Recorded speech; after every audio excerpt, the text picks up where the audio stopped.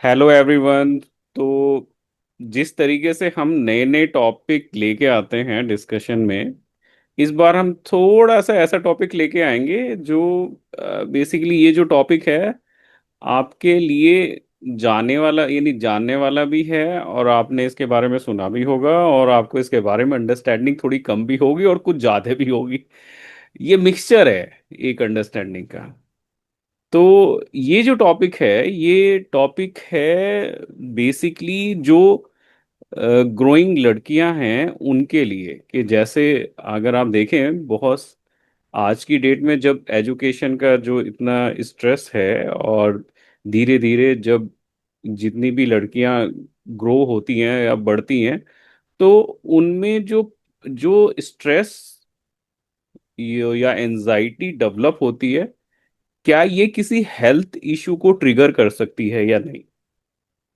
इस कोरिलेशन के बारे में हम subject matter expert doctor Geeta से आज इस बारे में डिस्कस करेंगे, थोड़ा और डिटेल में समझेंगे इन सब चीज़ों को।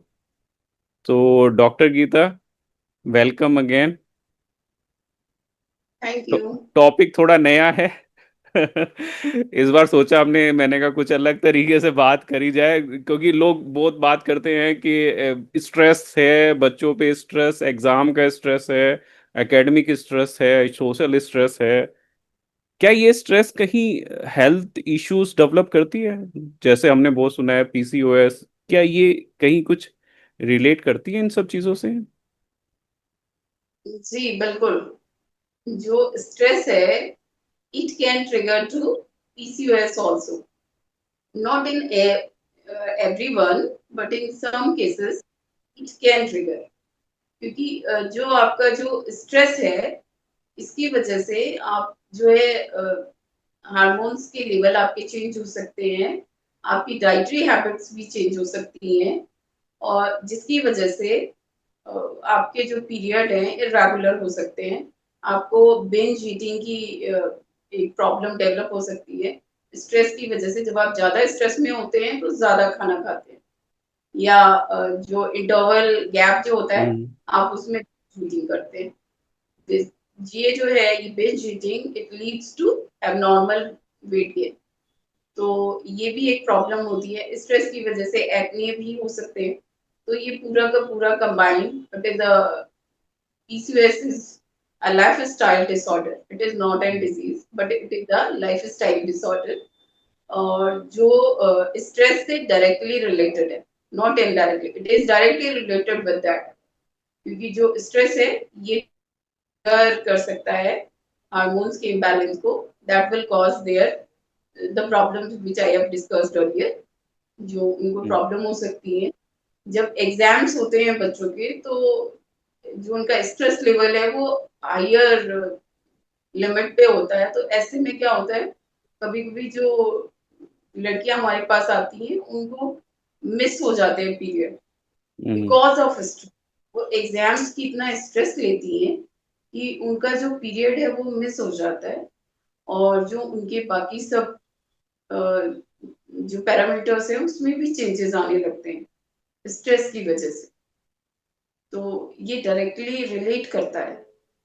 यानी जैसे जो मोटापा हम देख रहे हैं बच्चों में, तो यानी एक तो आजकल एक चीज हो रहा है कि सब लोगों को एक पतला रहने की एक यानी एक एक तरह से वो आपका सोसाइटी में बड़ा प्रेशर है। No, that is one thing. Our society want to see only the beautiful.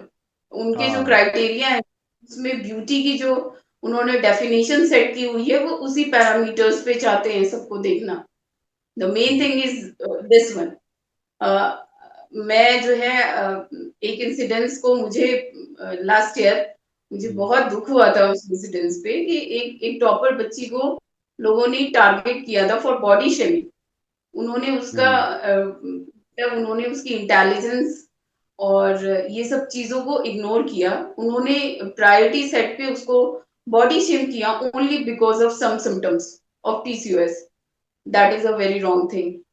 तो ये जो हमारी सोसाइटी है यहाँ माइंड सेट को चेंज करने की जरूरत है।